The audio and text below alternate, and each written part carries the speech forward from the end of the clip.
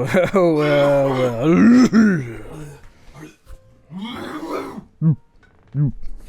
my god, bro. People are scared. Of? People are scared. I'll tell you in a minute, because good afternoon, morning, evening, or night, ladies and gentlemen. I'm Alex, and this is Jamie. I'm Robot Jamie. And I'm Robot Alex. No, I'm just the robot. But this is the ship of Theseus, or whatever. Like, are we really our bodies, or are we just a concept? This is. Did we talk about that a little bit? We have talked about that, yeah. This is Broadcast episode 22. Yep, 22. Remember being 22? I can't really. No, what happened when I was... When was that? Almost, well, actually, yeah. Oh, God. It was what?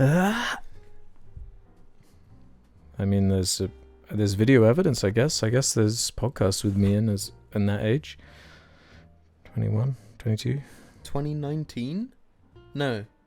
Yeah. Excuse me. For me.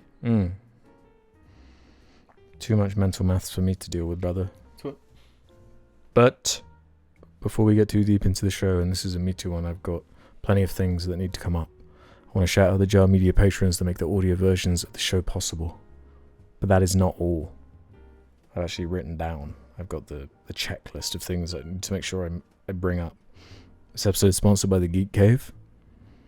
That always has to come up, obviously. Go geekers. Jar Media group chat. Underrated Patreon perk in there. I pluck all sorts of random ideas for topics or whatnot for each week. The raw MP3 is posted to Patreon ad-free as well. Of course, after hours on Patreon. Been doing this for a fair few weeks now. It's kind of the 10-15 minutes, well, this one's a bit longer than that, of bile. You know? Bill. Bill. We've been calling it the warm-up, the period, the period. The period, you know, that we try to get out before the recording. I mean, I just stop at the period. So that's over on there. There's a few of those available now. My one last week on that solo episode that people were freaking out about. Had me just warming up for like 5 minutes, doing my vocal warm-ups, mime mamomu, and all this sort of thing. Images are now postable on the subreddit. So, just do what you want, I guess. I've been Were they enjoying not it. before? No, I didn't know it was a feature. Oh. But in the last episode, someone was like, enable images. So now I can just reply to people with Tim images. So I'm happy. Yeah, so. And I don't know if I should bring. I had an idea. I don't know if it's a bad idea. Then I guess that's why I'm bringing it up, because I wanted to hear your opinion on it. The housekeeping thing, right? I just heard house and I smiled. Yeah.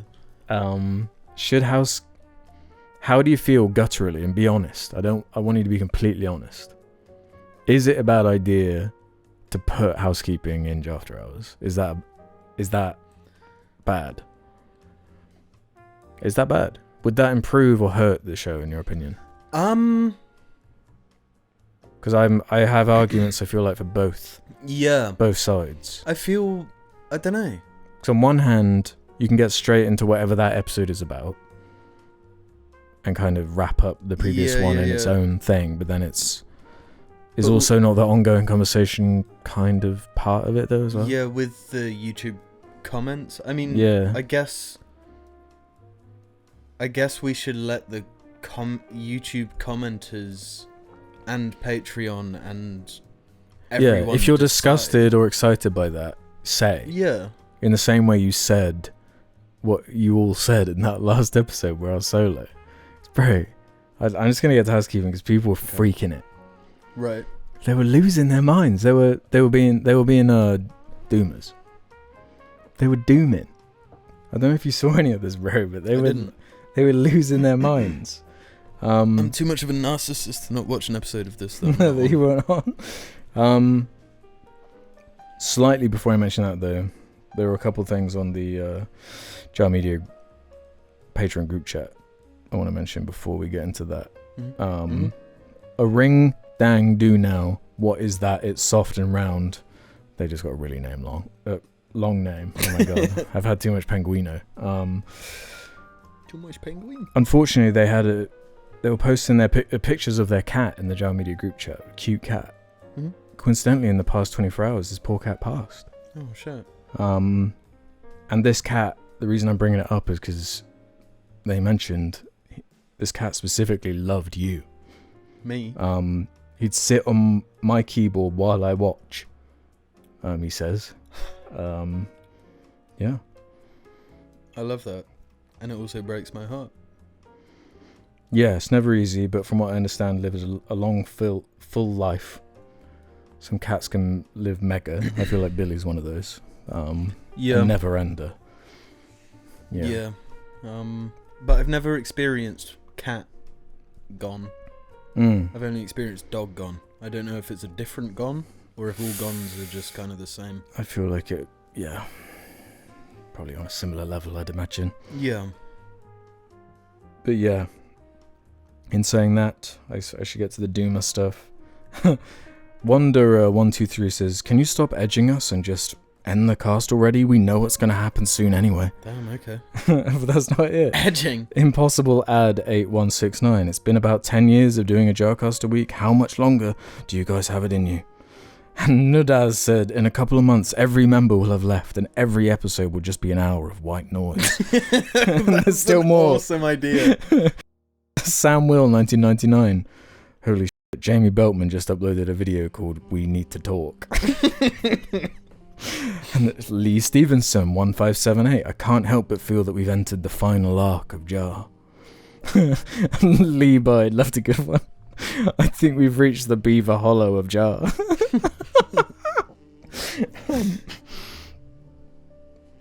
Yeah. See, all these comments just fuel me to be like, right, I'm never stopping. Like, yeah, there are more. I'm going to Elon Musk have children with as many people as I can, and just like get them all started. The sole Jarcast, idea of them, like, yeah, you know? You will carry on this when I'm gone. And not only when I go, there's not going to be just a continuation. There's going to be like 20 different, offspring of all different. The whole cinematic universe. Yeah. It's crazy. There's so many crams. 9745. The final arc of Jar is upon us, and I'm not quite sure what I'll do if it really does end. And Severian of the Guild. Maybe all this is coming to an end. And Zen 8008. We've entered the final era, Gooners. I can only imagine what's going to happen next. This is some Dooma ass shit. Where's this going from? I've done a solo episode before. Yeah, you have. Yeah. The only one that seems to have their head screwed on straight is a Puffin 9545. So dramatic, lol. They're uploading more frequently than they have in several years, and have said more long-form videos are coming, but oh no, Jim's got a stomach bug, so the whole thing is cancelled. Yeah. But then he said that, and all the replies were like, no, you're wrong. What? Yeah. I mean, maybe if I'd have died from this thing, yeah, then I feel like you might have stopped. But even then, I feel like you just crack on. Yeah, maybe like a cutout or something, or get Randy on, or... Yeah. Maybe have like 1 week off. Outside of like a death, what would make you actually genuinely be like, I think now's the time? I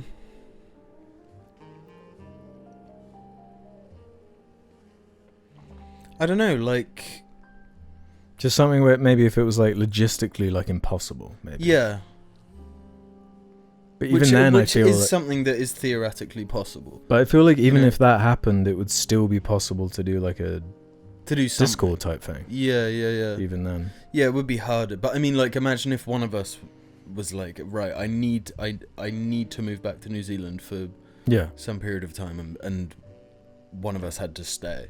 Mm-hmm. Then someone's living like in a 12-hour different time. I mean, like, that when there's a will, there's a way, but like... Yeah, because like I do SARD with Adam in Canada, so like I'm recording in the evening and he's like in the morning, so like... Yeah.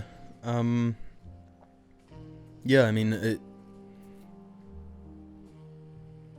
It's possible when there's. It's more. I would only want to stop it if like you didn't want to do it anymore. Yeah. You know, or if I genuinely didn't want to do it anymore. Yeah. Yeah. Yeah, but I mean, like, if it was like family stuff, like if there was like a disaster.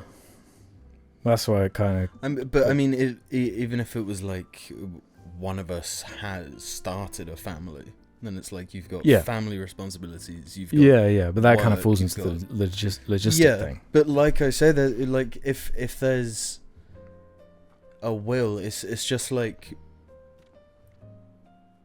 a balancing act of all the shit going on. Yeah. Because that's the reality of it. Is like once we're here, it's not like hard to do. It's more like the just lining everything up, the timing of everything. That's like the hardest part. And yeah, and I think like the whole point of doing it is like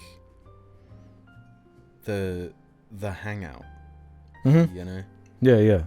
That's what I've always enjoyed about it. Is like, no matter what, there's like a weekly excuse to see you. Otherwise, who knows? It's always easy to come up with excuses to not.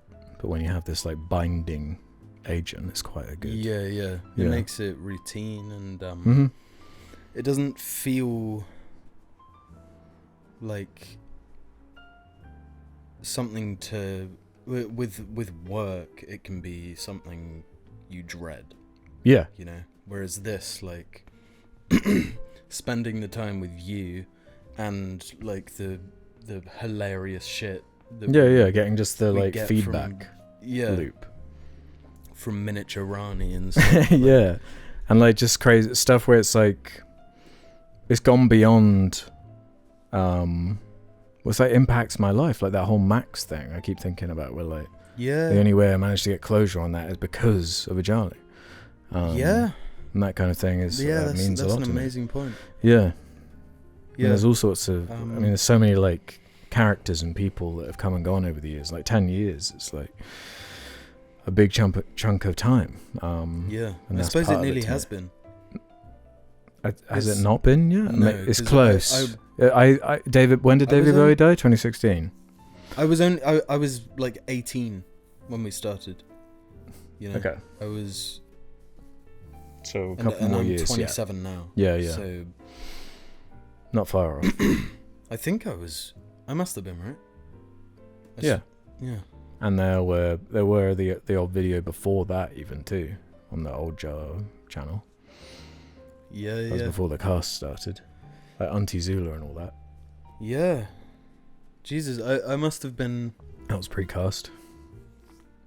Were you like 16 or 17? You must have been. I don't know. It's crazy how I was thinking about time when I was getting a root canal. We've all got it. 'Cause yeah. This is my monologue now. But time, like, I feel like you're way more in control of your perception of time than you realize. What do you mean by that? Like, because when, say you start a day of work, like in the past, I used to work 11-hour shifts every day. Mm-hmm.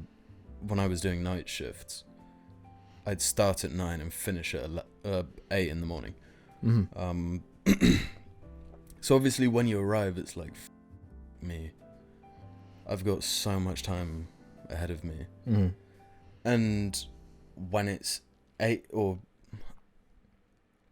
7:30 in the morning, and you've only got half an hour to go, and you're aware of that, that half an hour is nothing. If anything, it's not enough time because it's like stressful. Like the shit you got to get done, and then you can go home. If you like tap into that last half hour mindset, because this is the headspace I went into, because I was starting to like get really anxious when getting my root canal done, because that's like an hour-long process of them just digging around in one tooth. And I started thinking like, this feels like a long time, but at some point it's just gonna be done, and that could be in 5 minutes. So I just need to hold out for like 5 minutes. And what's 5 minutes? 5 minutes is nothing. Yeah. And then like before I know it, the dentist was like, right, let's stop for now. We'll do some more another day. And I look at the clock, and it's been like 45 minutes. Like it's been a long ass time. You got into that mindful state. Yeah. And I think I unintentionally like meditated. Like I relaxed and like accepted the situation, and what was 45 minutes felt like 15. Yeah. Even though it was something I hated the whole time. Yeah. Like, you had like no choice. Yeah. You're like trapped basically. So yeah. Like, I can mental mind game my way out of this almost. Yeah. You gotta like, it is a mind game. You gotta like play tricks on yourself, which is pretty hard because you know everything you're thinking. But like when you're lying there thinking of something to entertain yourself with only your mind available, do you conjure images? Or how do your thoughts like look? No, it's because I'd live like my whole life assuming that's how everyone did it, but like the more I grow up, the more I realize that's not how it works for a lot of people. What, like my like inner monologue, like all the thoughts are like visual, like images for me. So like in order to keep my brain in order, I basically have to force it to conjure images that I can like control. Hence where that bird thing comes from. Bird thing? Yeah. Where like if I want to like calm myself, I like picture like a bird like gliding on the wind. I do that for going to sleep. Yeah. But sometimes I have to do that when it's daytime, and I don't know, if there's like an anxious feeling in the air. Yeah? Like what you're describing. Yeah. I find almost the opposite is what, I mean, in this particular instance, because, like, you know what it's like in a dentist. Everything is really bright, and you're forced to be in the reality that you're in.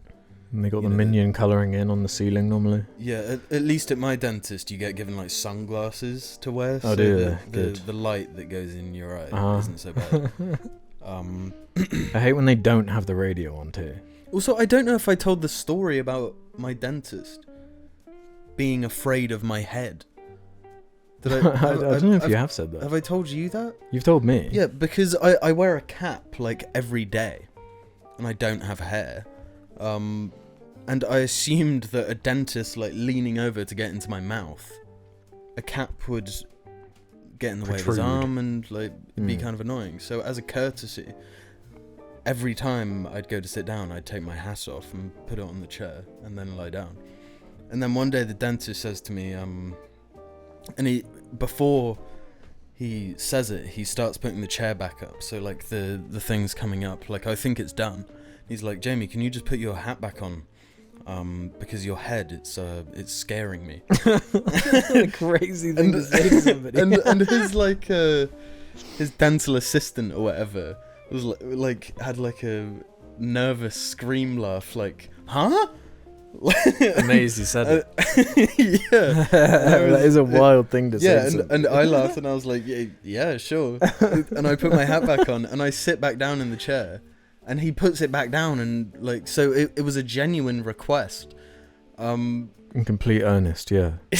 Yeah, like he's scared of my head, but like he was so distracted he couldn't do his job. Yeah, but ever since he said that, because I didn't know how to feel about the guy. You could just be blunt. When he said that, I liked him so much more. You're like, I know you're going to be real with me. Yeah. You're blunt. Yeah, this guy's a real one. You're honest. Yeah. You've got that, like, blunt autism. Yeah. But yeah, and ever since then, I feel like he's been nicer to me as well. Yeah. And I don't think he gave a shit. I don't think. No, I get that vibe from like lots of doctors and dentists where like they're so good at their thing, but like you're not a human. You are like teeth. Yeah. You come in and they just see like floating teeth. Yeah. And like that's all you are. Like I got that with my nose doctor. Yeah. Yeah, I feel like anything like that. Your dermatologist, you're just like skin. Like that's all you are is skin. Mm-hmm. Like, there's no human. Yeah. It's whatever that specific thing is. That's all you are. Yeah, because like the nose doctor, he's like, you're not even looking me in the eyes, like looking up my nose as if they're eyes. You know? I mean, I appreciate it. You did a good job. Yeah, it's really. So that's helpful. your thing. It's really helpful to have people. Yes. Like that. It's when you've got like a male gynecologist. That's when it's like. That's more just like. So why did you want to specialize in that? Yeah. Like, what? Explain that thought process to me. Yeah. Bro, there's two major things I want to talk about for break here. First being, we've had a bit of a revelation as a family. We've. Yeah. This is wild. We've basically gained a sibling. I mean, 2 siblings. I'm saying 2 halves make a whole. You know what I'm saying? Right. Yeah. We've gained a sibling. Yeah. That being half a sister and half a brother. I don't think we've ever really explained the twin phenomenon in our family. No. I don't think we have. I don't think so. Why is it like? Why would it even come up? I tell a lot of people though. I do as well because it's so crazy. Like it sounds like a fake. Like it sounds like a what's the Isle of Dogs director? Wes Anderson. Like a crazy Wes Anderson like family where it's like, look at these cartoon characters. Yeah. You know? Yeah. It's like it's the twin family where it's like, and this is real. Our father has an identical twin. Our mother has a non-identical twin, but our mother also has 2 brothers who are identical twins. And also our mother's uncle had sons who are non-identical twins. Yeah. So there are a lot of twins in the family. Many twins. Yeah, that's 4 sets of twins. That's a freakish amount of twins. And the reason I bring that up is because, yes, it was like a week ago now, but our cousin from Australia, who is the daughter of our father's identical twin brother, meaning she shares 50% the same DNA as us, because identical twins have the same DNA. That's why the twin studies are so important. I was thinking about this though. Why is it our dad doesn't like wear glasses? He needs them though, doesn't he? He does now. Whereas Reg does. Because he's an old man. Yeah. Whereas Uncle has always needed glasses. And it's his glasses that made our mother realise that she needed glasses. Because she put on his glasses and was like, oh shit, I can see. And neither of us need glasses yet. Yeah. But my point is, if they're identical twins, why aren't their eyes the same? Is that... I don't know enough about genes and how all that works, to be honest, to be able to answer that. So there must be some reasoning. Is it an environmental thing? Is this a nature-nurture thing? Is it... Maybe he sat a little bit closer to the TV compared to Dad? Yeah, maybe he got square. I don't know. But it's weird because it's like... when you're around them as twins, it's like having 2 dads, let alone the fact gaining a half sister cousin and a half brother cousin. Our half brother cousin was still in Australia and wasn't able to make it, unfortunately, but our other cousin was here for a week and we kind of got onto that, and how kind of surreal that is. But she's like an Oz. She's Aussie. Yeah. And I made her promise that if we go to Oz, she'll do a goon sack with us. Yeah, that was my favourite shit. Like, so have you tried a goon sack? And it was like, she was like, duh.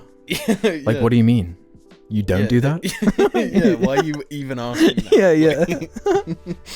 So awesome. I love that. I love the bogan thing. Yeah. Where like that I should have noted it down. She was describing where there's like bogans and another thing.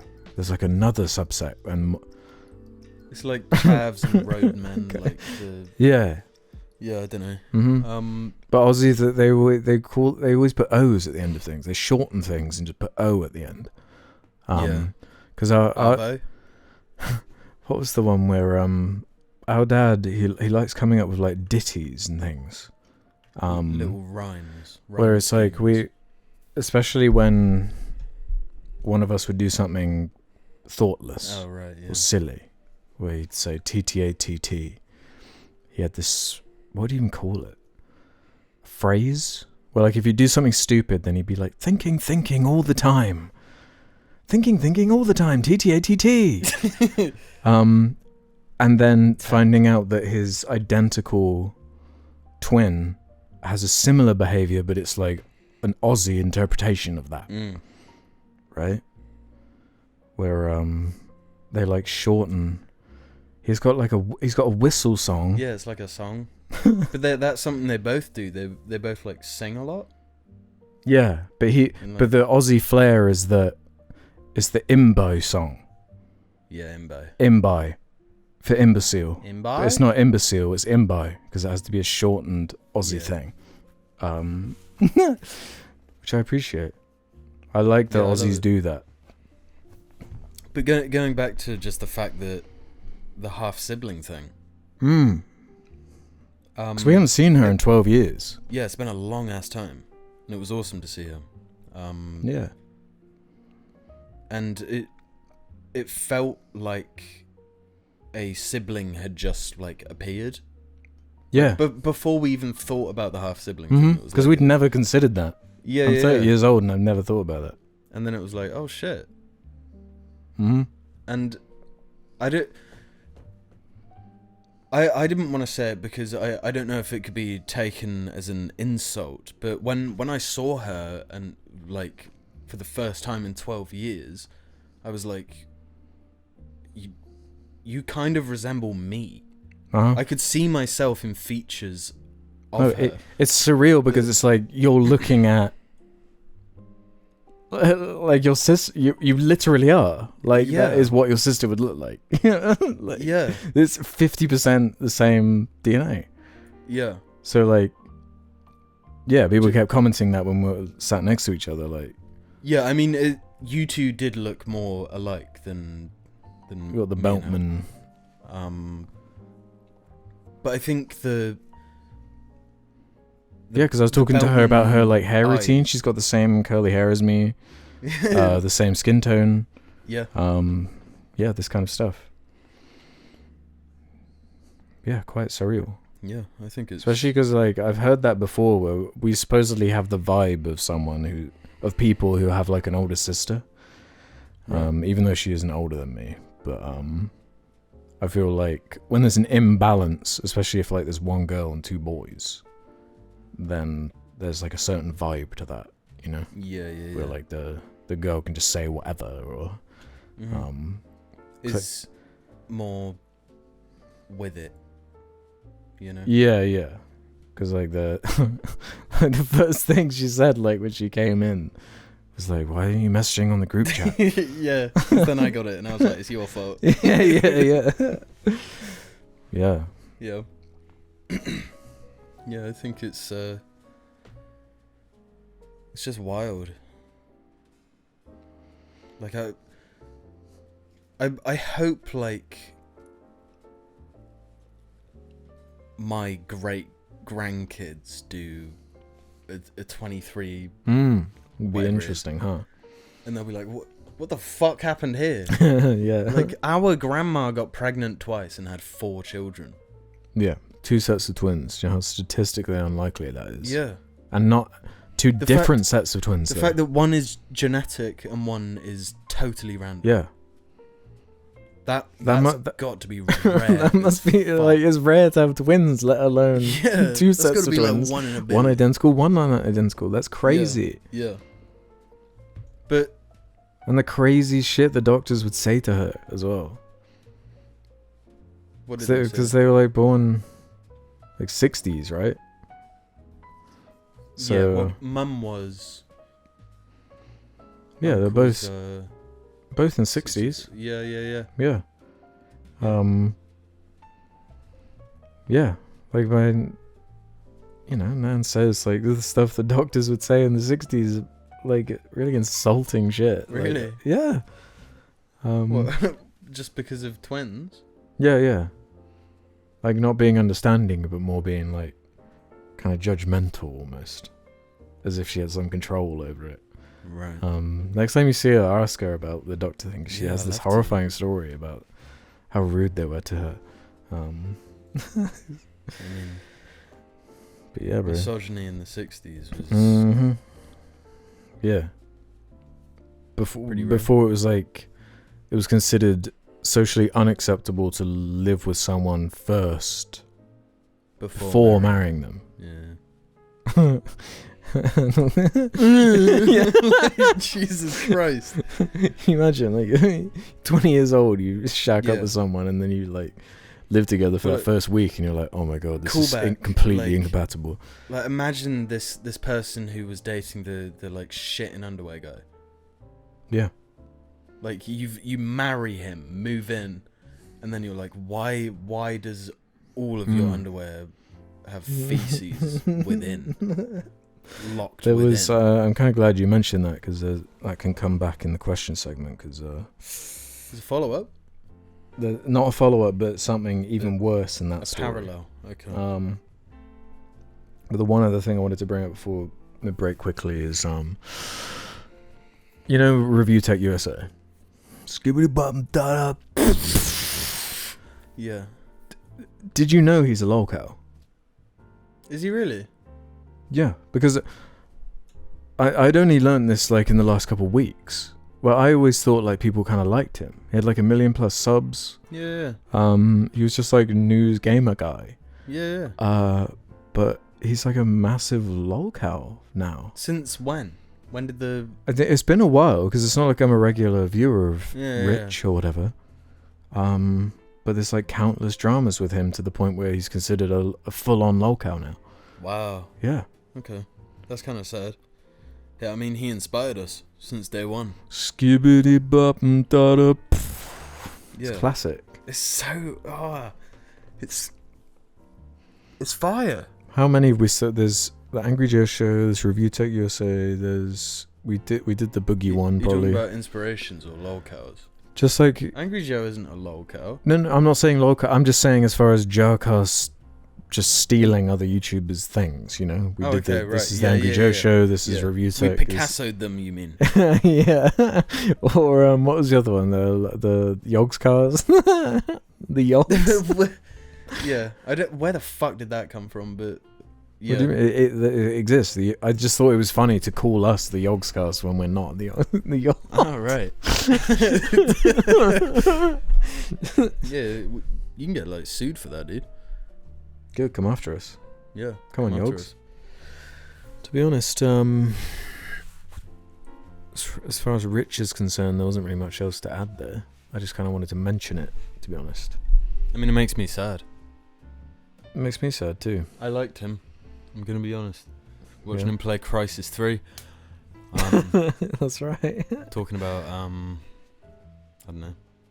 Did you ever hear about that Borderlands 2 content creator? With the train? Yeah. Yeah, I did know that, weirdly. Was he a creature? Was he a creature? Remember the creatures? The creatures like Uber and that.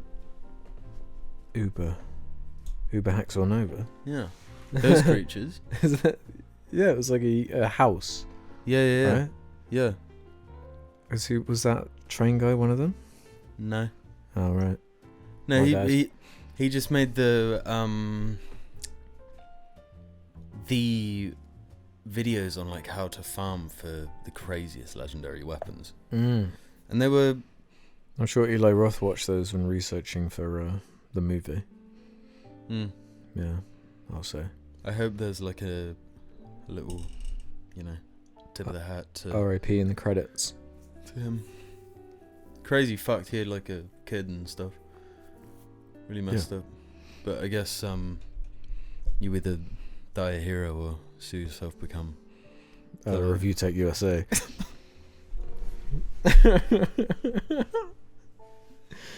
Well, I'm not throwing shade.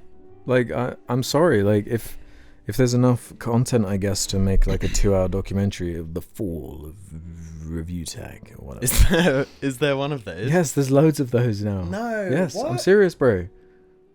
I'm serious. You got some lore to catch up on. I'm not gonna do it here. I just feel like I needed to mention that because it was a new thing to me. To be a Lolcow, do you have to be like of a certain size? Because like Boogie is huge. I mean, not like physically, but I mean like both. Well, what, you're gonna say he's not? No, I mean, do you have to be both? Is every Lolcow?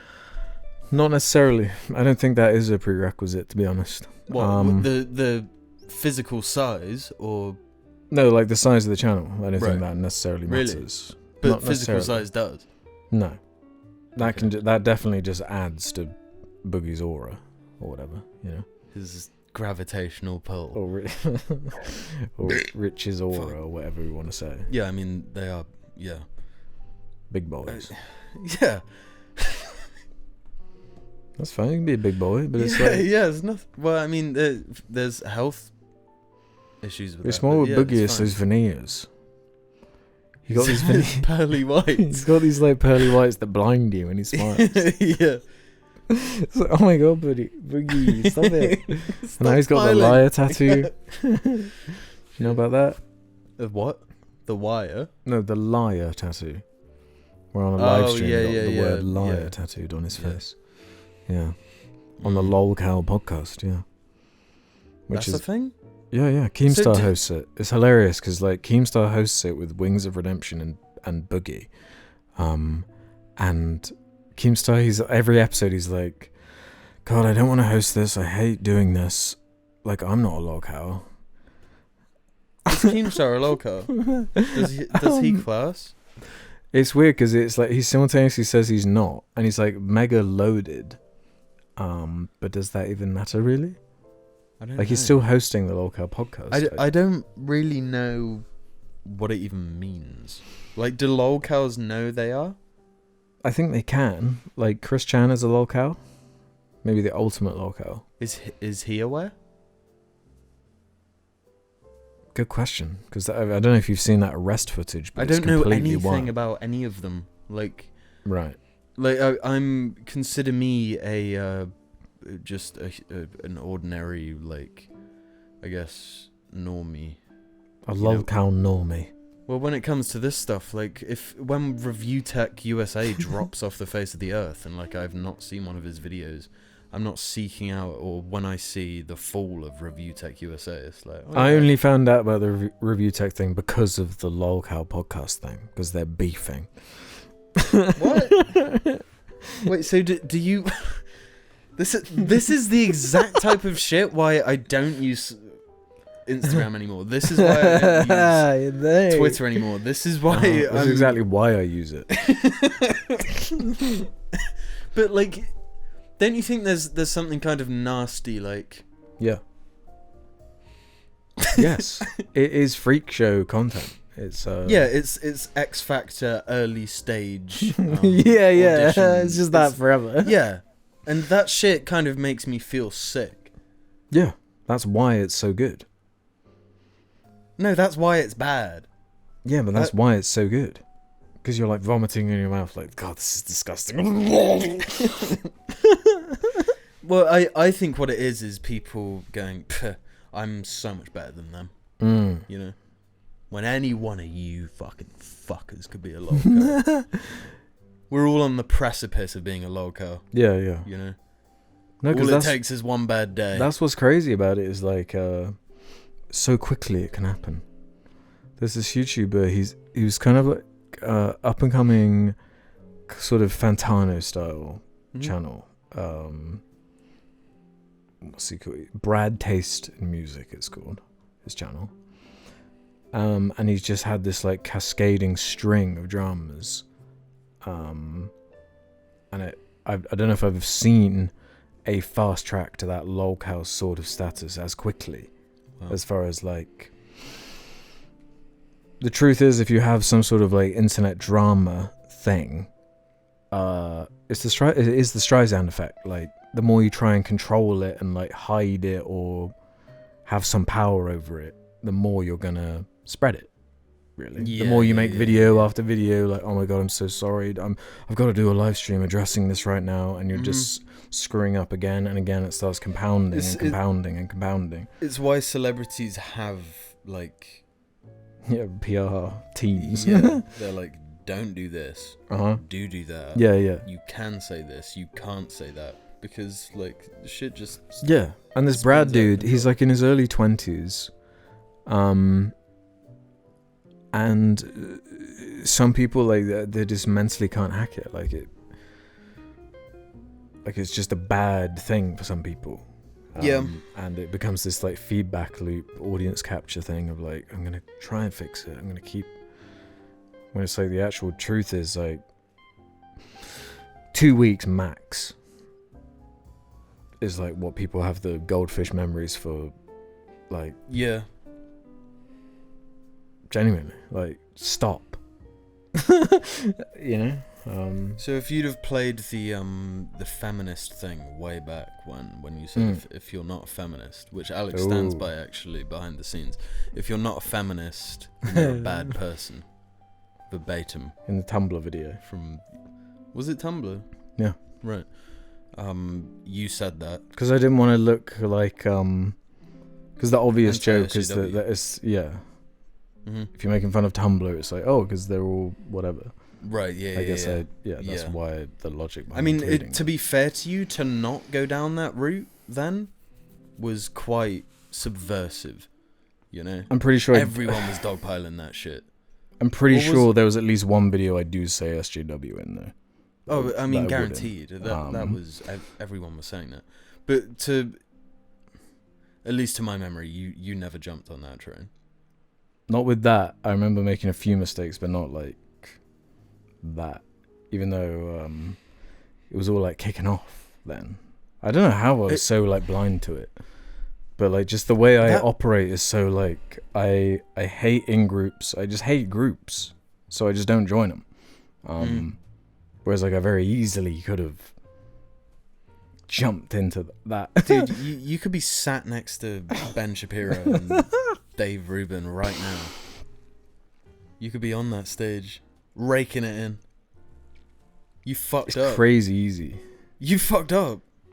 It's crazy easy, bro. Yeah, if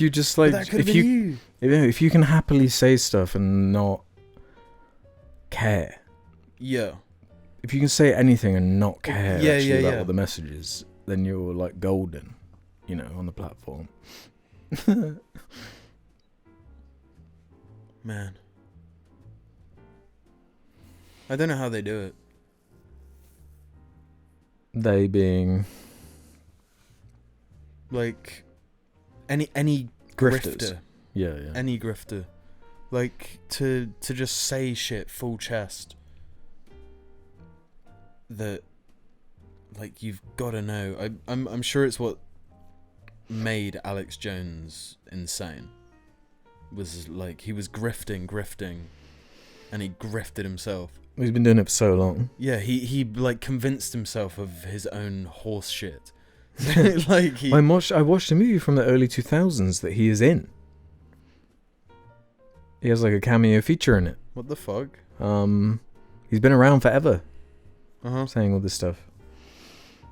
But yeah, if there's any part that's like exaggerated or playing into some ideology, I don't know, if you're doing it long enough, I feel like you can just get lost to it. Yeah. Or like you do just get the audience capture thing where it's like, yeah, Ben Shapiro's never going to go outside of this certain window. Jordan Peterson's never going to go outside of this certain window. Mm-hmm. Like I watched this video with it was a Jordan Peterson video where he was interviewing Tommy Robinson, super controversial figure. And at the end of the video, he whips out like Jordan. He says like verbatim, pretty much, all my worst fears about Keir Starmer have come true. He's a totalitarian. All this stuff. And it's like, yeah. bro.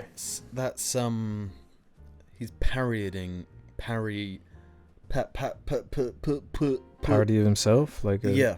Well, it's like you've got that conclusion already, and it's like you're waiting for anything you can. That's the shit that all the right wingers were saying back in the day. All any left wing person, if they see or hear that you are right wing in any way, then you're the devil to them. Like they'll write you off totally. There's no grace, and it's like. So the most right-wing Labour Prime Minister we've ever had, because he leans to the left by 1 degree, is just this. And he barely does by any metric. Well, yeah. If anything, he's centre. That's what's crazy. Tilting right, like it's like Americans and Canadians on like online saying that like we're living in a communist hellscape. I mentioned this in the previous episode, but it's like. Somehow this narrative is spread that like the UK is a communist hellhole, and it's like that. What? No. The same thing has happened in Canada. I know it has, where there's this idea that we're in this socialist Russian communist hellhole, when that does not represent what we are at all, not even slightly. Yeah, and like It's weird to be like used in that way, because to be living in it and know the truth, and then to see the way it's spoken about. I think being a Western European YouTube user, you're going to be watching a lot of American stuff. So like, and they dictate the culture wars. They dictate the conversation pretty much. So then to be like for right wingers to use your country as an example of communism, it's like, what is that based on? And it's so disingenuous. Like it's using us like, because obviously the person they're talking to, they're saying like, hey, well, look at what is happening in England. Just look, and it's like, what the extreme right wing riots we're having. Yeah, the problem is the lefties. They're causing the right wing riots. It's like, what the fuck are you talking about? It's total horseshit.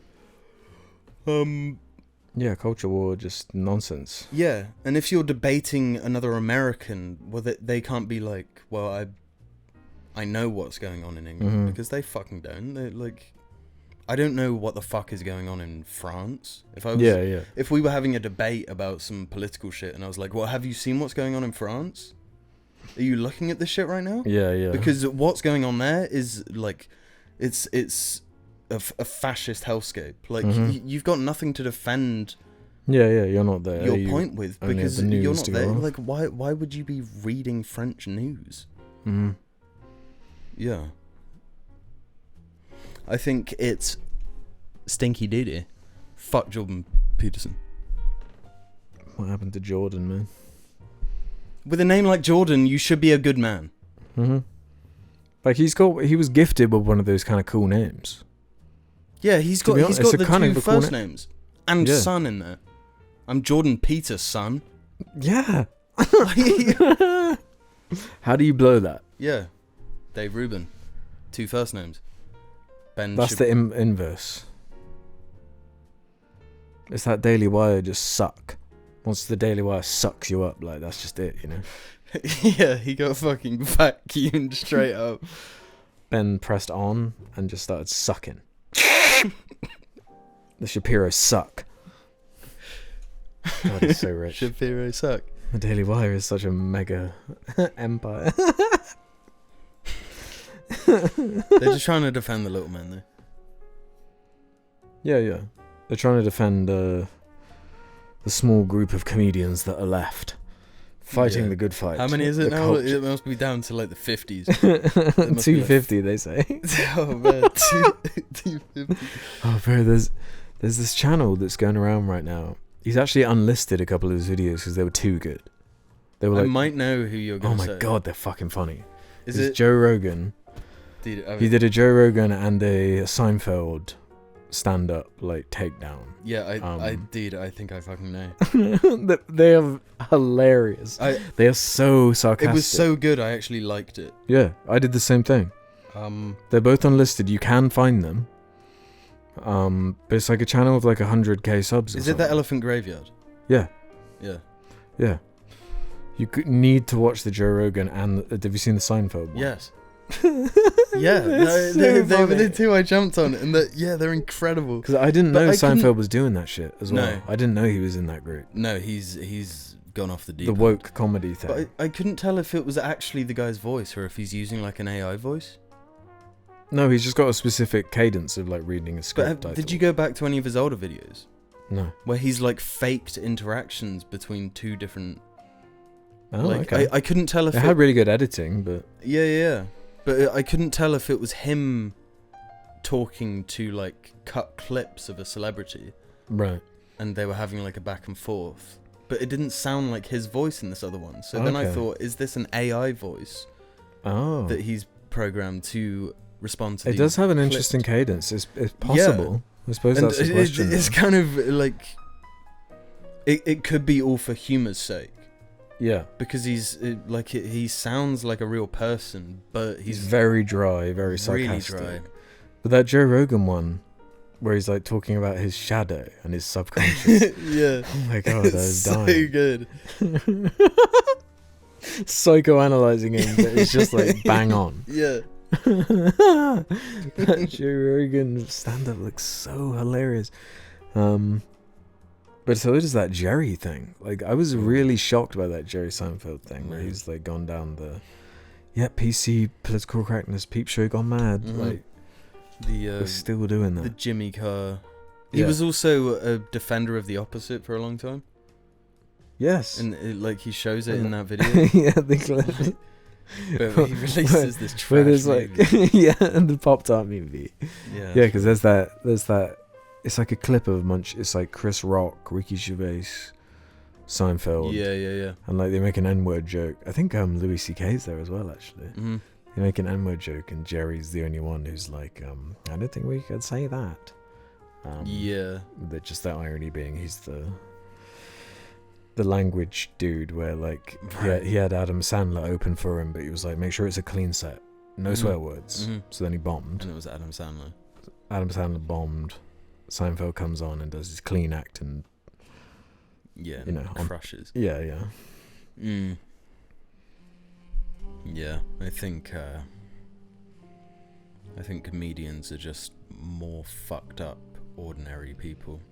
We don't need them anymore because we got that TikTok guy who like goes to Costco. We got Costco. This is what I was saying ages ago. About like every comedic niche is filled now. Yeah, there's the guy who just tenses and his eyes like bulge. Yeah. Like, how do you beat that? How do you write stand-up? No words can defeat that image. Yeah, you think about it and you can't not smile. You know, once you've heard a joke for the 40th time. Yeah, that's nothing. You need the guy that whistles, and then the guy that laughs, and then the guy that burps. Yeah. Yeah. And the pimp. I'll talk about that another time, but I guess I'll see you after these messages. Yeah. Bye, Bear Bear. Bye, Bear Bear. I do declare, bye, Bear Bear. Bear Bear shirts and mug available now. Check the description below. Yeah. Right, brother, shall we do some questions? From the Jar Media Reddit? Should we do some questions from the suggestion thread from the Jar Media Reddit that isn't FNAF? That isn't FNAF? What do you think about that? I kind of teased earlier that there was a stinky smelly question. I did keep the first part, which I did read last week, which you obviously don't have the context for, but shall I just read both? Like, what shall I do? Shall I catch you up in my own way? I feel like this is Bebo Baby's question, and it's dark. It is dark. Okay. Should I catch you up? I can read this quick. Okay. It's about an ex-boyfriend. So, Bebo Baby says, just to catch everybody up, I have my own poo ex-boyfriend story. Before I get into the interesting part, I need you to know that, at least for the beginning, for the most part, he was a seemingly normal, good-looking guy, and we dated for 2.5 years. So basically, when me and my ex started dating, he was obsessed with hearing me fart. He would even press on my stomach so I will fart. He loved his own smell and would fart on my face many times. He was also obsessed with seeing me poo. He would come into the bathroom every time I needed to go. He would be offended and upset if I went to the bathroom without him. I couldn't even lock the door behind me because he always managed to unlock it. He also really liked it when I saw him poo, often taking a shit while I was brushing my teeth or calling me to the bathroom and then going. In his old job, he'd often video call me while he was taking a shit, sometimes sent me photos of his poo. The worst was when he took a shit before showering. He insisted we shower together because he wouldn't wipe. Just get in and clean it with his hands, water and soap. I hated it, but I couldn't really say anything because he would just get upset and accuse me of not loving him enough. All of this lasted through the whole time we were together. At some point it became my normal. I thought it was just a him thing, but I guess not after that story from a couple of episodes ago. So now you're up to date, I guess. Okay. There was some like disagreements of like, that's obviously fake. There's no way that's real. But they did write in again. I could see it being real. I could see that being real. Yeah. You know? Like some of the stuff, the poo guy, the poo smear guy. I mean, like, people have done worse. Yeah. There's no level. Honestly, bro, I've been thinking about this a lot. I'm scared of humanity. I am. Yeah. I'm frightened of what humans are capable of. I was going to say, I feel like we've gone as depraved as we already can. I feel like, yeah, You know? just through doing this small sample size compared to all of humanity. Uh-huh. Just the psychopathy that we have, been shown. Yeah. That small window we have been shown. Yeah. Is so deranged, so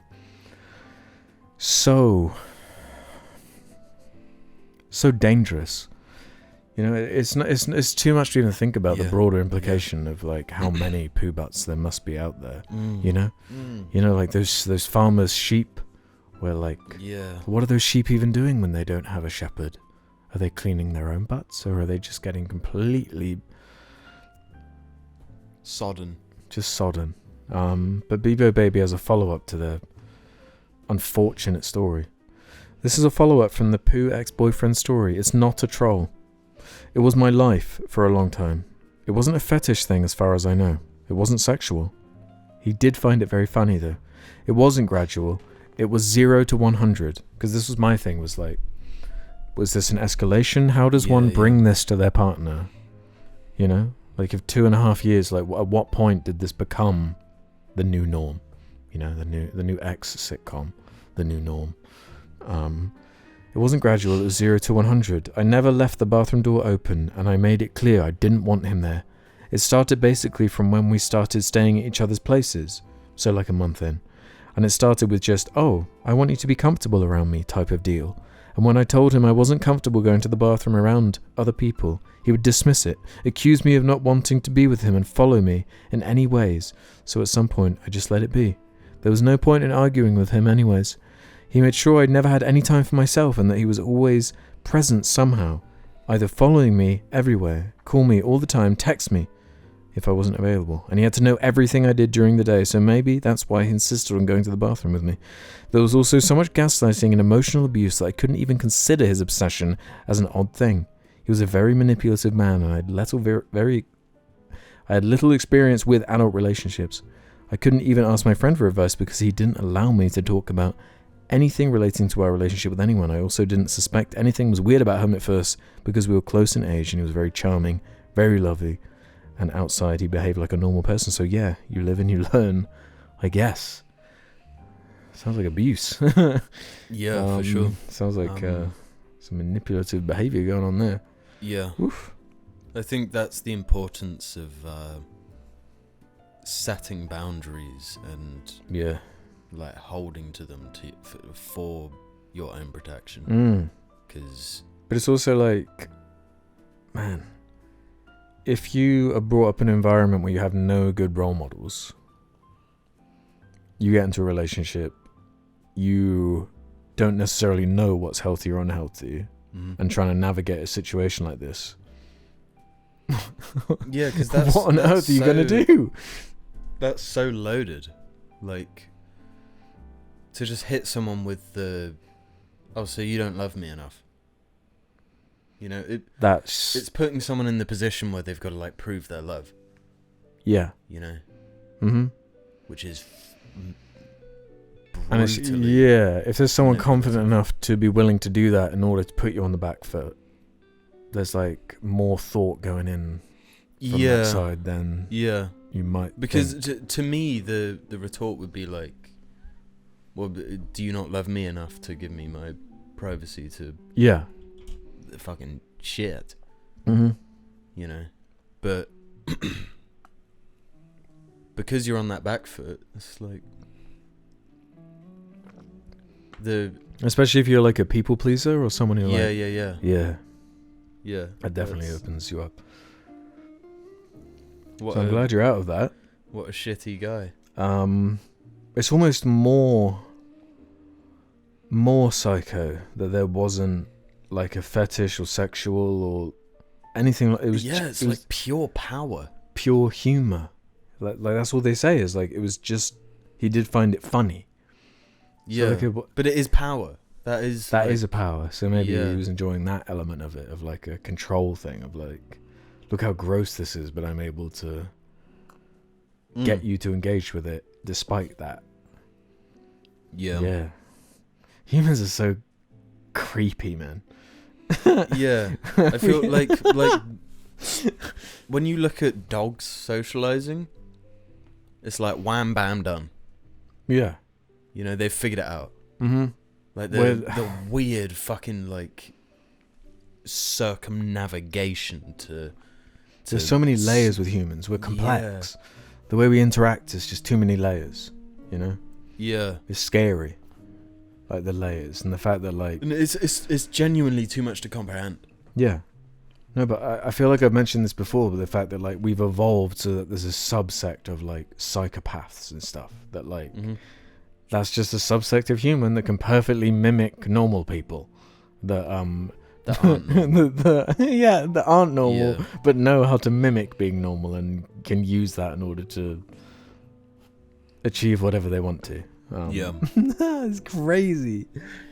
But I guess you just got to navigate that, huh?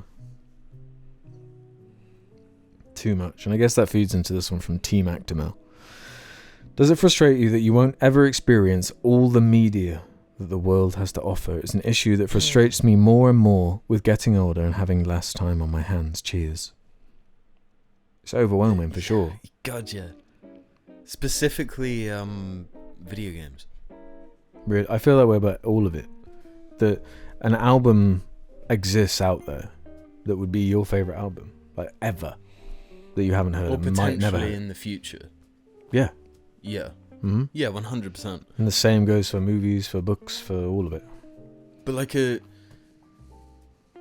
you imagine, like, I bet there's countless people now that's like, if they could play GTA 6 just now, you know, it would mean so much to them.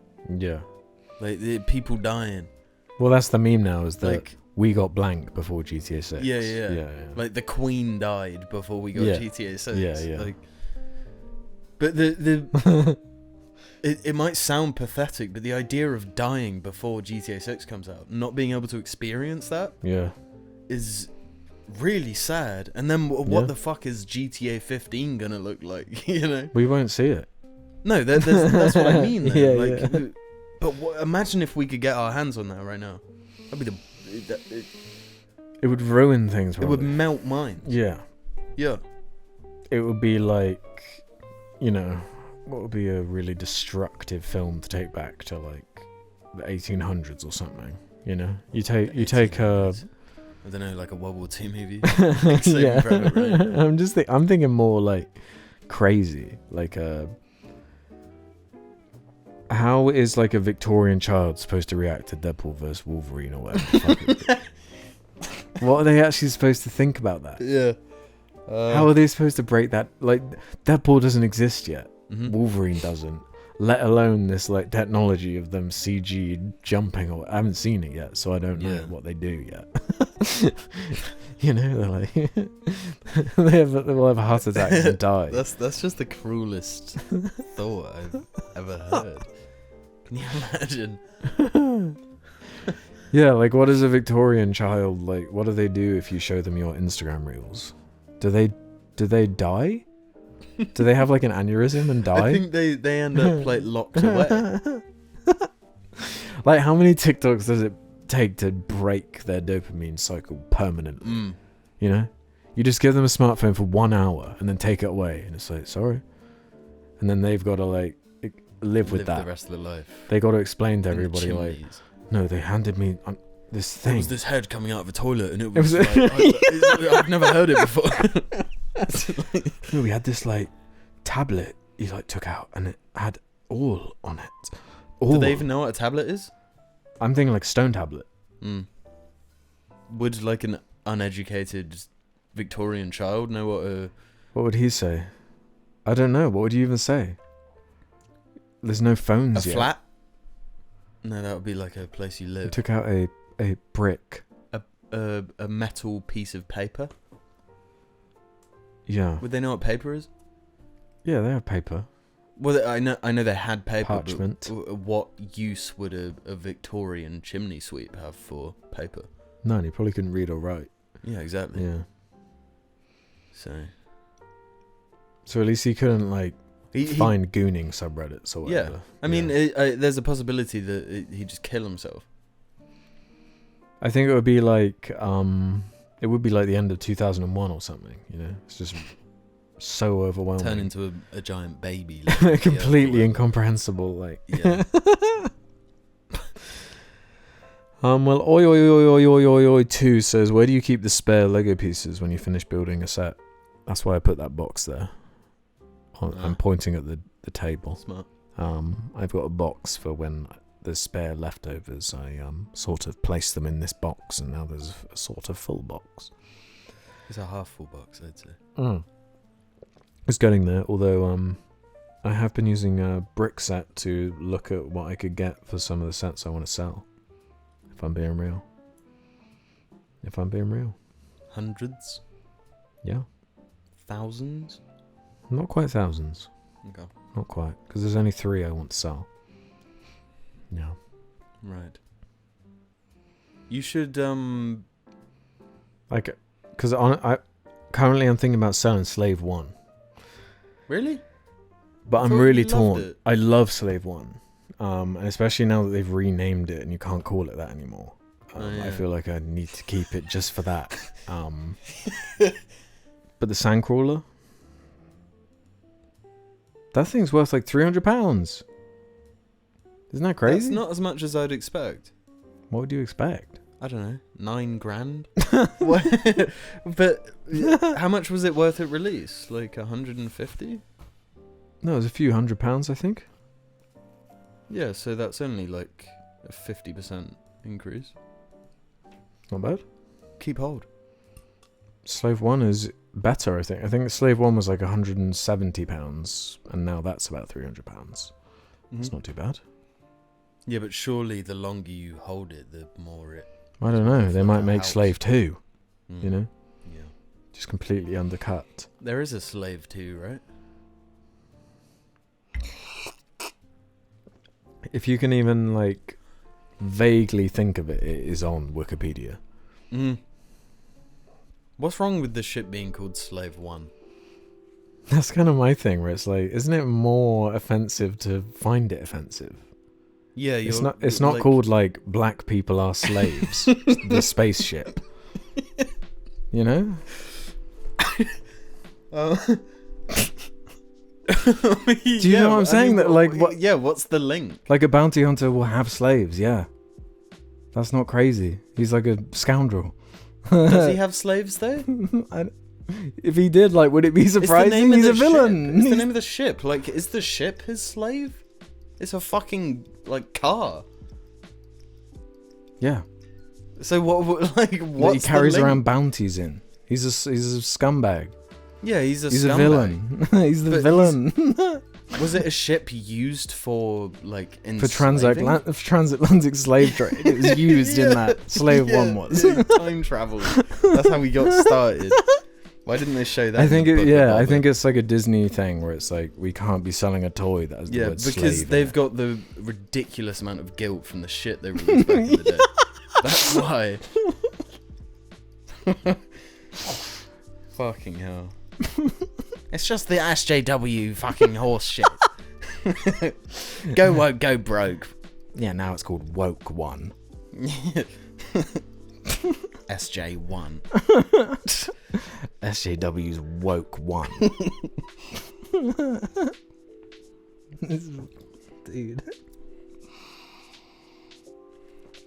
Oh my god. Loptical says, I'm planning on moving to the UK soon from AU/NZ. Anywhere you'd recommend? Currently looking at Manchester. It depends. I feel like we should spin the question round and ask where in AU/NZ we should be going. Yeah. I mean, you need to avoid here. We're in a communist fucking hellscape. Like, we can't say shit. Like, I was thinking about that where I was tweeting on IHE like anti-monarchy stuff. Mm-hmm. And like, I never got any trouble for that. No, but you can't. But that's what they're saying would happen. Yeah, that's or also what China. Have you seen that interview with the like Chinese minister guy? No. It's crazy. What do you mean? He's. It's called I can't remember what it's called. But it's this show with this like really aggressive British like an interviewer? Like interviewer guy. It's called Head to Head. And he does this head to head with this politician from China. Right. And he just exposes the fuck out of like what it truly means to be under a dictatorship.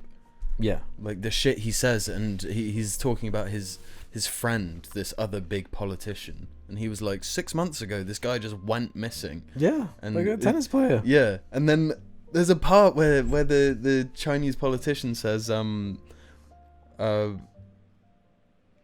talk shit, get shot.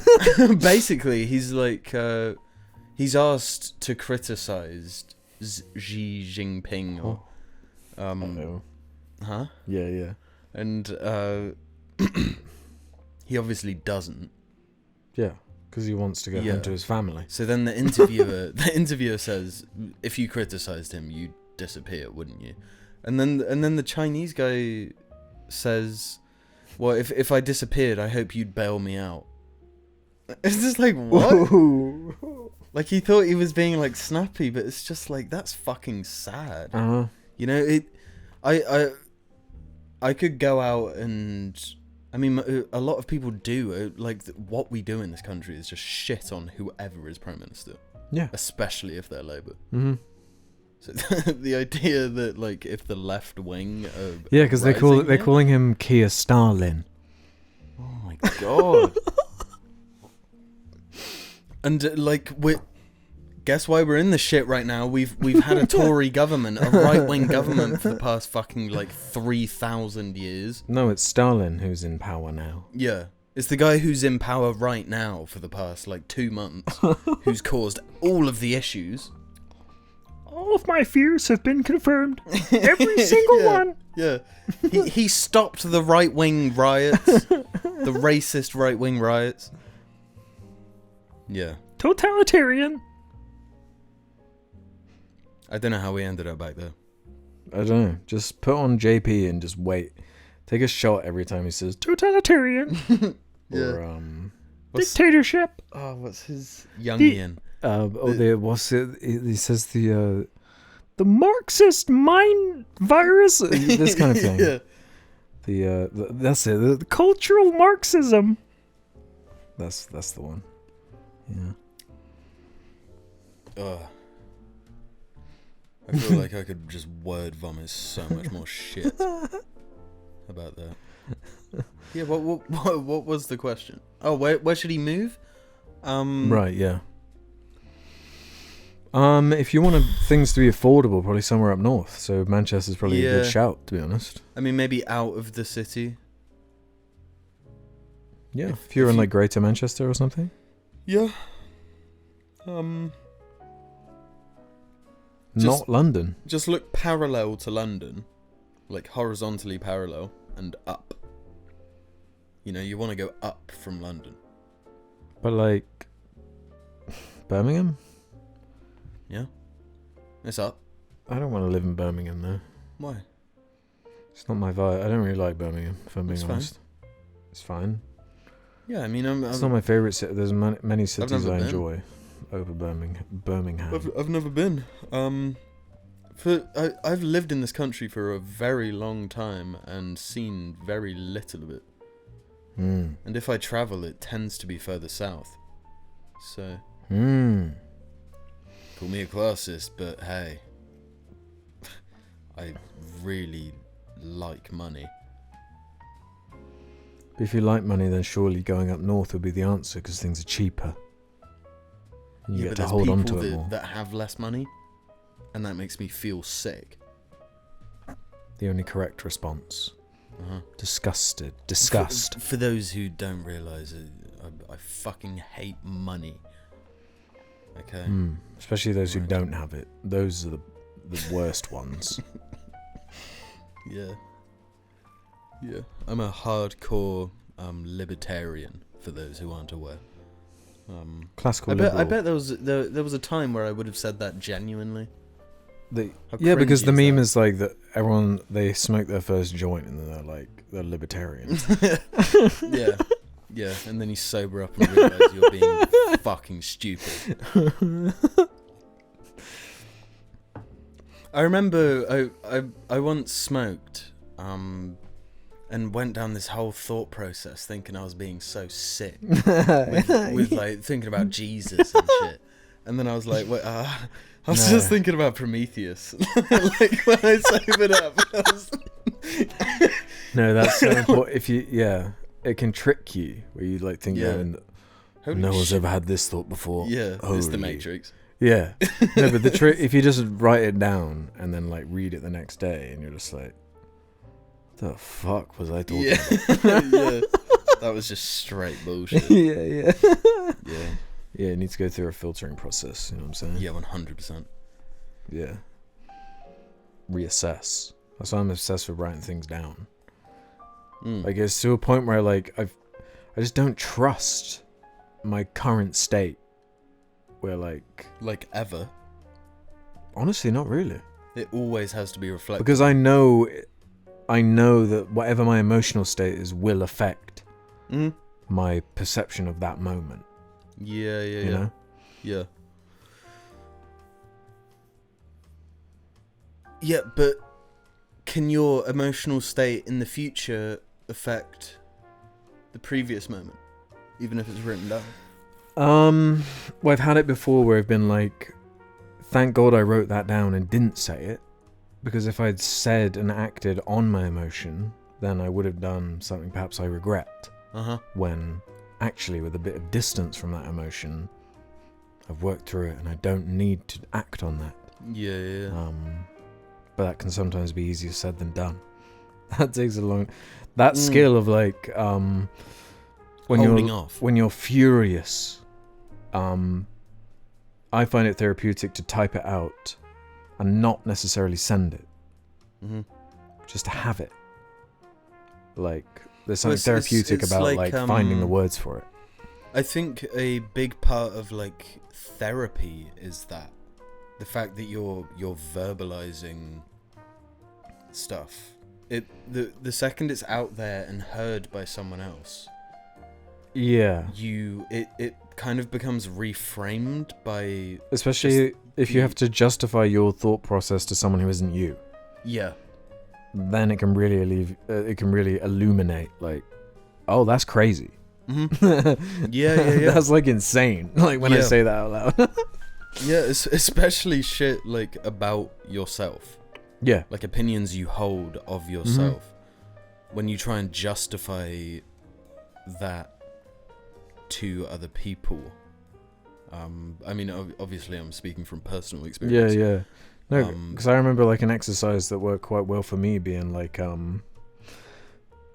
imagine presenting this information that you present to yourself constantly, but to you as a child. Would you say this to you as a child? And if the answer is no, then it's like, maybe think about like what your internal monologue is, or the way you're communicating with yourself, or this kind of thing. Anyway.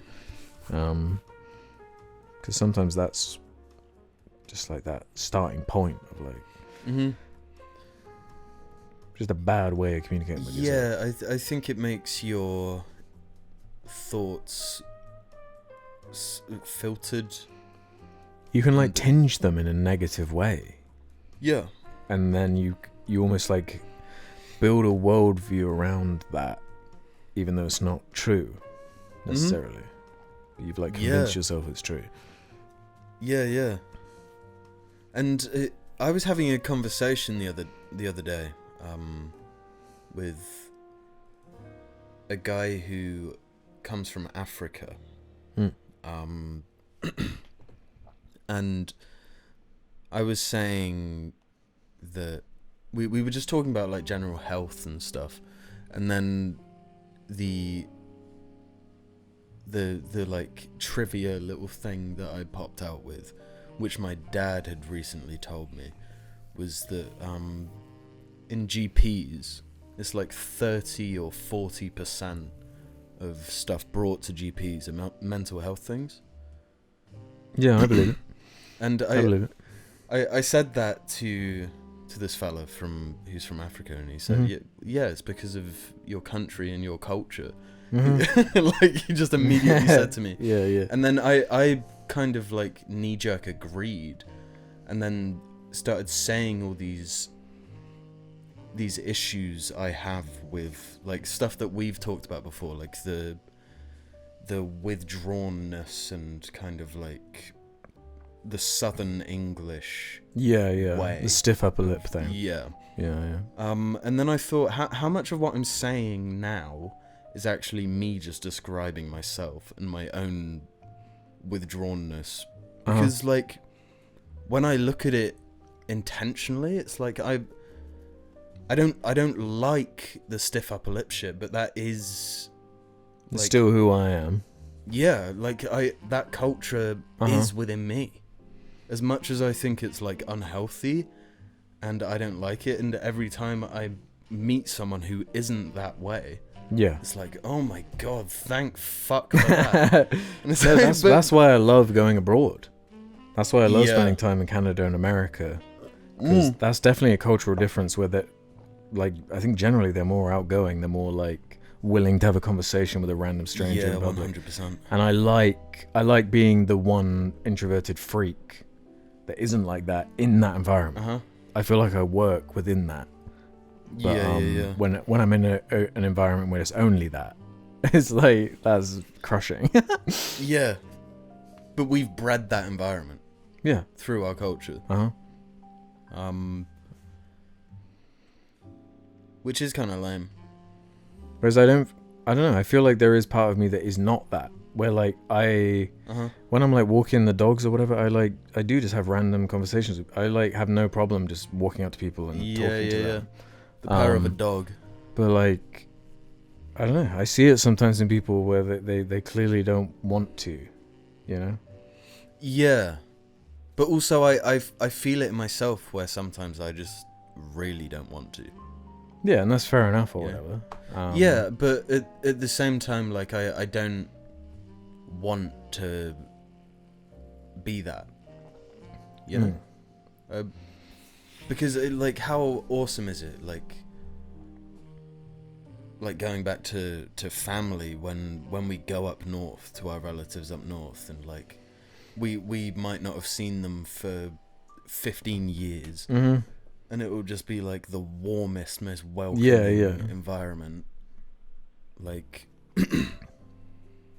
to be that to someone else, like that shit's fucking valuable. And I think the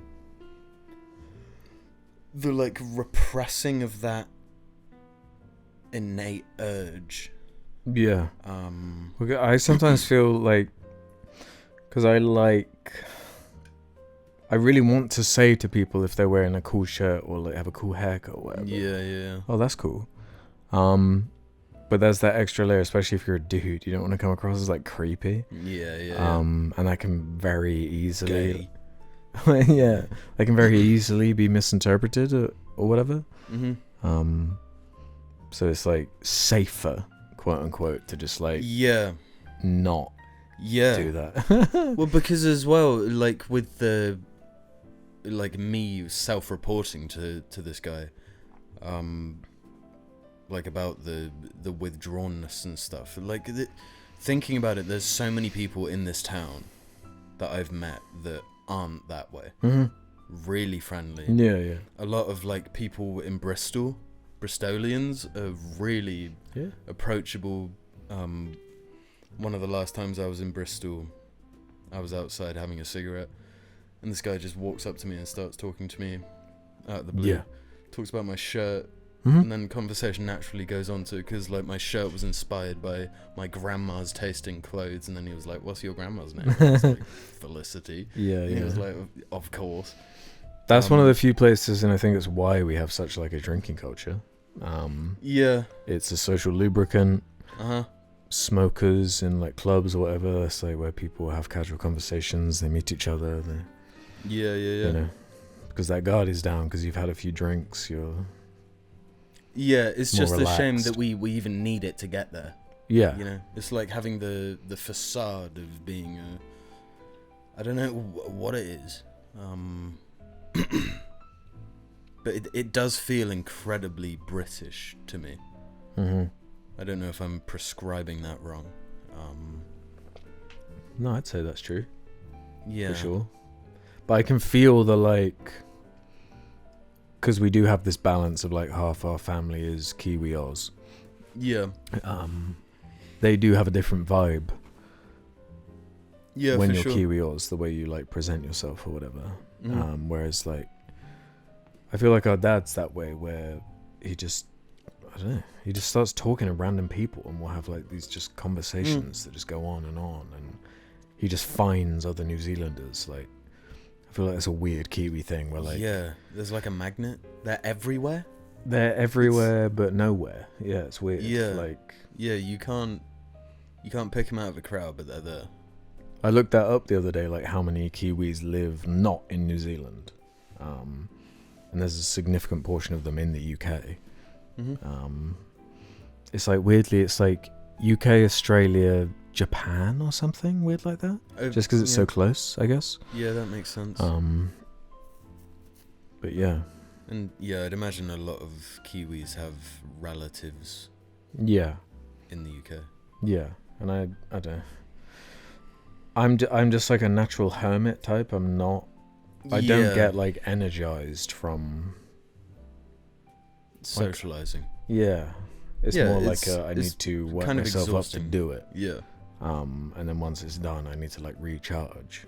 Where there are people that aren't like that. Well, they say that is the difference between an introvert and an extrovert. An extrovert gets energized, right? Yeah, by socializing. An introvert gets drained by socializing, right? Yeah. So that's like the main difference.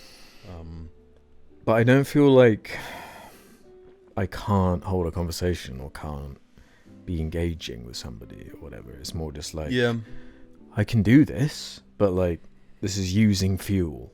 Yeah. Also, I feel like some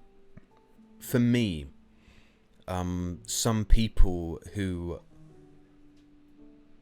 I should straight up just not like they value nothing that I value, and value stuff that I think is like shit, you know.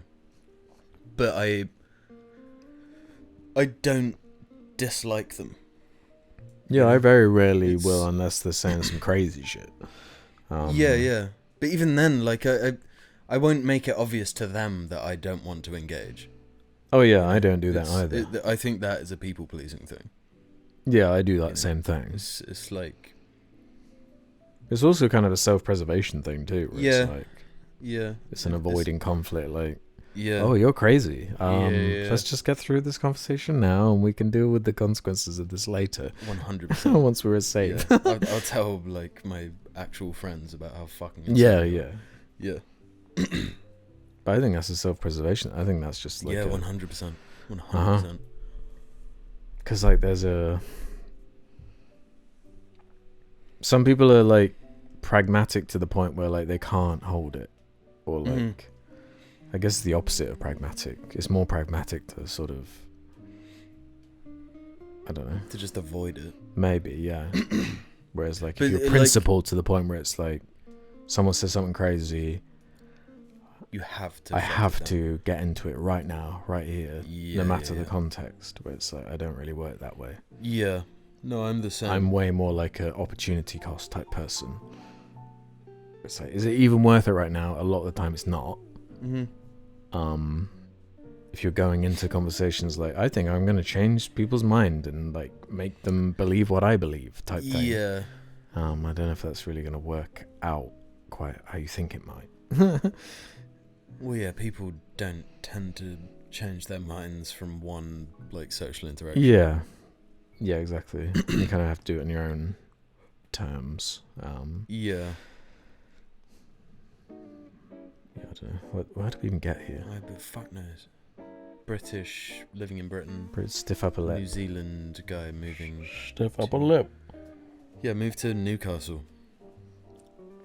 Liverpool. Get on a tram. Are there trams in Liverpool? Hmm?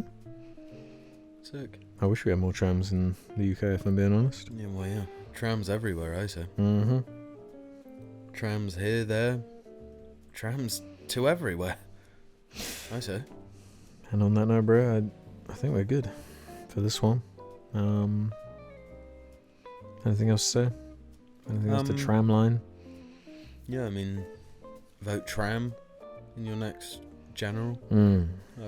Yeah, can I leave that slave one joke in? Which one? Slave 2? No. Yeah. Yeah, hell yeah. Okay. I don't see why not. That was just like Disney cope. So, yeah, 100%. Yeah. Yeah. Well, remember to subscribe, hit the bell. Then go to DisneyPlus.com and sign up for the premium. Yeah, sign up for premium. Watch the Acolyte. What do they call it now? The ship? Boba's ship? Boba Fett's Starship or Starfighter or whatever. Is that what it's called? Yeah. Okay. By Boba Fett's Starfighter. Boba Fett's slave trade ship. Yeah. Boba Fett's Atlantic track. Transatlantic slave trade ship. Yeah, buy that on Brick link. Dislike the video if you thought we were just fucking shit, if we're lolcows or whatever. Like the video if you think we're epic fucking, I don't know. What's good now? Kai Cenat. Yeah, like if you think we're Kai. Dislike if you think we're Boogie. Yeah, Boogie's on the down there right now. He's on Lolcow Live. He's drinking piss off the highway or whatever. What? Well, the thing that they're doing on Lolcow Live is these continuous streams like humiliating Boogie as an apology for lying about cancer. Hence the lie tattoo. They did a stream where he was like picking up garbage on the highway. So he is just fine with making money from being this. Yes, because he doesn't have a choice where he has to pay his mortgage. Oh, that's so fucking sad. Yeah. Dude, I hate the world we live in. It's dark. When I say I hate money, this is exactly what I mean. Yeah. Money made Boogie go from funny fat guy who break Guitar Hero guitar to jumping pool splash. Yeah, big jumping pool splash.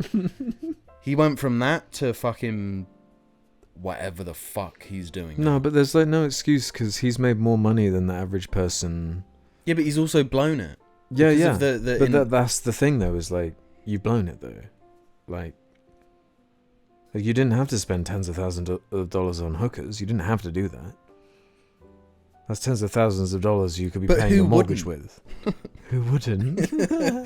No, he was one of those pay pig dudes. Where it's not just like paying for hookers, it's like, right. Yeah. my energy bills are low. I need can you pay my rent this month?